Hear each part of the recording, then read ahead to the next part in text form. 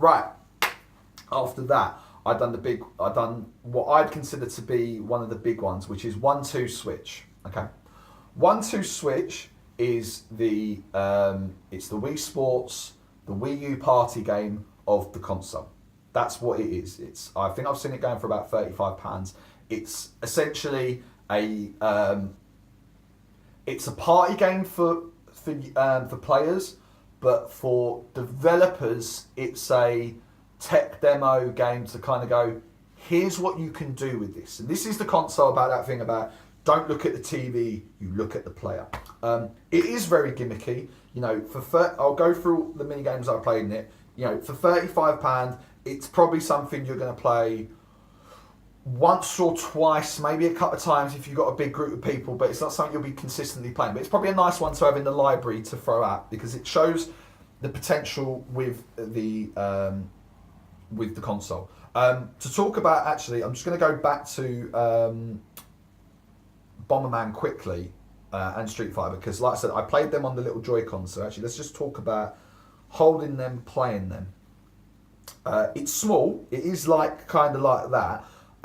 It's a bit strange to play with, but then I think the reason why Nintendo made that decision to do them that small is that people are using a lot of people use their mobile phones now. Some people use them to play games, full games, which I'm astounded by.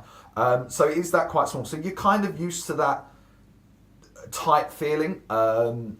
They've got they've got little analog stick and they've got the little analog stick and they've got the 4 buttons and then there's a couple of buttons on the top here and it does feel quite comfortable and it's kind of like, it is like that kind of action. It's not something you can play for hours upon hours on end. It's quite, you'll get a bit cramped after a while, I'm pretty sure. When I do a fuller review of the console itself, I reckon that's going to be one of the main complaints I'll go back with, you cannot play this a long time, don't even try. But I had some fun doing it. So with 1-2 switch, you do it just with the controls. So the first game I done was the samurai game. So how the samurai game works is that you each have one of the Joy-Cons. You stare opposite your other person. You don't look at the TV, you stare opposite. One person's got the sword up like that with the Joy-Con, and the other person's got the Joy-Con in one hand and their hand like that. And the idea of it is that you'll start the game, and then after a certain amount of time, which when I played it was 2 minutes, all of a sudden he goes ready. When he goes ready, the guy with the sword has to swish the sword down, and the guy with the hands has basically got a clap to try to catch the sword at the same time. You are staring at someone, and this was just some random guy on the show floor, like me. You're staring at someone for 2 minutes. We were staring at 2 minutes, and I'm up like that, going, this is going to go, and you're trying to make eye contact. Because as soon as he goes ready, you go, whoosh, and he goes. But what I noticed, I played this a few times, is that when he goes ready, pro tip, don't drop straight away. Just even kind of go, just try and throw them off a bit. There's a lot of fun to be had with that game. It's a gimmicky game, but it works. When I was going around the shop floor, the stage floor, everyone on all the stalls kept saying, have you played 1-2 Switch yet? And before I'd got onto it, I said, no, I haven't played it yet. And they went, you've got to play the ball game. They kept everyone I spoke to kept going on about the ball game, because of HD. What's it called? The Joy-Cons are having HD rumble. So what that means is that the rumble is a lot more sensitive.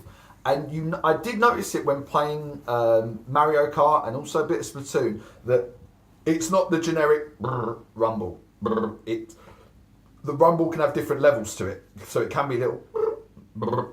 It's got little levels, and as well throughout the controller, throughout the whole of the Joy-Con, the rumbles come in different places. So when playing something like Splatoon, there was a different rumble for when you were shooting to when the reload was, and it came from a different position. That was really nice. So with this ball game, what you do is you put the Joy-Con flat in your palm like that, and you move it around like that. And the idea is that there's balls inside the Joy-Con, and what you need to do is you need to move it around, figure out how many balls you think are in there, select how many balls you think are in there, put it down, the other player does that, and then you both put it down, and then it says what the correct score was. And you can really feel these little balls inside. It felt like inside this Joy-Con there were 4 balls, 3 balls, 2 balls, 1 ball. I could feel them moving around. that I was really impressed by, and it was, you know, for what for the sort of, you know, the game we played it for. It's gimmicky, it's a tech demo, but hopefully there's going to be a lot of developers that are going to look at that, a lot of really smart people who are going to turn around and go, we can do fun stuff with this. We can put this into a full game and make something of it. Maybe they're going to do stuff with Breath of the Wild, I don't know, but I really hope they do, because there's a lot of potential for it to just immerse yourself more into the action. And that's what the Rumble packs, you know, when they originally come out with, you know, like the big one was when it came out on Lilac Wars or Star Fox 64, it was to bring you into the action. And hopefully that's what they're going to do again with this HD Rumble. And I look forward to seeing more of it.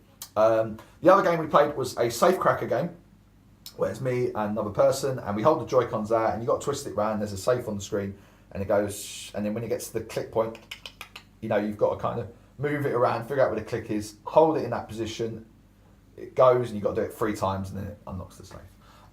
Again, with the HD Rumble, really nice feeling, with the different clicks and all that kind of side. A lot of fun. What was the other one done? The other one was the cow milking one, which a lot of people have been talking about on YouTube and on Twitter, where you're milking a cow with the Joy-Cons. Gimmicky, but fun and quite enjoyable.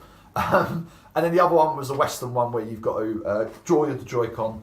Kind of like the Samurai one, where you're staring at each other, and when you'll go ready, go out like that. So it's a lot of fun.